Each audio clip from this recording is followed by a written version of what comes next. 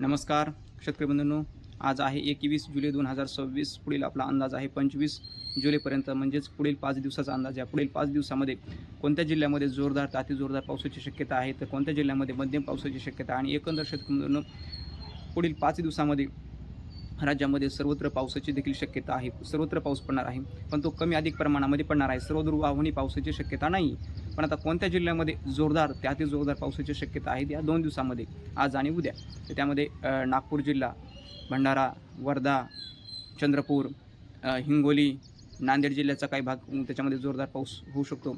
तसेच अमरावती, अकोला या जिल्ह्यामध्ये आणि बुलढाण्याच्या काही भागामध्ये देखील जोरदार पावसाची शक्यता आहे. तर आता लातूर आणि धाराशिव या जिल्ह्यामध्ये देखील काही ठिकाणी जोरदार पावसाची शक्यता आहे. तसेच सोलापूर जिल्ह्यामध्ये देखील काही एखाद्या ठिकाणी जोरदार पावसाची शक्यता आहे. तर मध्यम पावसाची शक्यता कोणत्या जिल्ह्यामध्ये आहे, तर मध्यम पावसाची शक्यता मध्यम ते हलक्या स्वरूपामध्ये. तर परभणी जिल्हा, बीड जिल्हा, अहिल्यानगरचा पूर्व भाग या जिल्ह्यामध्ये मात्र मध्यम पावसाची शक्यता आहे. तसेच छत्रपती संभाजीनगर आणि जालना जिल्ह्याचा दक्षिणेकडच्या भागामध्ये मध्यमच पावसाची शक्यता आहे. तसेच सोलापूर जिल्ह्यामध्ये देखील मध्यम ते हलक्या स्वरूपामध्ये, मध्यम ते हलक्या स्वरूपामध्ये ह्या भागावर जे मध्यम सांगितलं तिथे हलक्या ते मध्यम स्वरूपामध्ये पावसाची शक्यता आहे 2 दिवसामध्ये.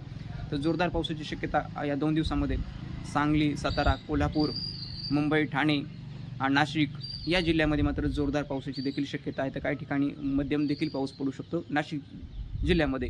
तर धुळे, जळगाव, नंदुरबार या जिल्ह्यामध्ये हलक्या ते मध्यम स्वरूपामध्ये पावसाची शक्यता आहे. तर पुढील आता 3 दिवसाच्या नंतर म्हणजे 23 ते 25 तारखेच्या दरम्यान राज्यामध्ये कोणत्या जिल्ह्यामध्ये जास्त जोरदार पावसाची शक्यता आहे, तर त्यामध्ये नंदुरबार, धुळे, जळगाव, नाशिक या जिल्ह्यामध्ये मात्र मध्यम ते काही ठिकाणी जोरदार ते अतिजोरदार देखील पावसाची शक्यता आहे. तसेच मुंबई, ठाणे, कोकण, भिवंडी, पुणे जिल्हा या जिल्ह्यामध्ये देखील आणि अहिल्यानगरचा जो पश्चिम भाग आहे काही भागामध्ये देखील जोरदार पावसाची शक्यता आहे शेतकऱ्यांनो.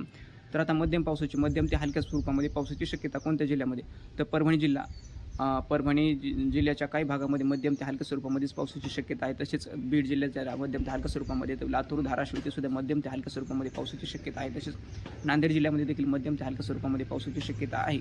तसेच नागपूर, भंडारा, गोंदिया या जिल्ह्यामध्ये देखील मध्यम ते हलक्या स्वरूपामध्ये पावसाची शक्यता आहे. तर अमरावतीपासून जो पश्चिमेकडचा भाग आहे या भागामध्ये मात्र जोरदार ते अतिजोरदार देखील पावसाची शक्यता आहे. एकंदरच या पुढील 25 तारखेपर्यंत शेतकरी बंधूंनो या प्रकारे पाऊसमान राहण्याची शक्यता आहे. आणि शेतकरी बंधूंना आपण सांगितले होते की पाऊस हा 18-19 पासून पुढे वाढणार आहे शेतकरी बंधूंनो, आणि 18-19 पासून पुढे पाऊस वाढलेला आहे. आणि आभाळ तुम्ही पाहू शकता, आभाळ देखील संपूर्ण राज्य व्यापलेला आभाळ आहे. पण संपूर्ण भाग अजून पाऊस हा पुढे 5 दिवस तरी घेणार आहे संपूर्ण भाग कव्हर करण्यासाठी. पण पावसाचं प्रमाण जे आहे ते शेतकरी बंधूंनो सर्वदूर वाहणी स्वरूपामध्ये पाऊस पडण्याची शक्यता अजून बऱ्याच भागामध्ये नाही आहे. पण हलक्या ते मध्यम स्वरूपामध्ये पावसाची पडेल आणि शेतकऱ्यांना मोठ्या प्रमाणामध्ये दिलासा देखील मिळणार आहे शेतकरी बंधूंनो. तर हा झाला शेतकरी बंधूंनो अंदाज. तर आपल्या यूट्यूब चॅनल माऊली चिकणे हा म्हणून यूट्यूब चॅनलला देखील तुम्ही सबस्क्राईब केले नसेल तर सबस्क्राईब करायला विसरू नका. धन्यवाद.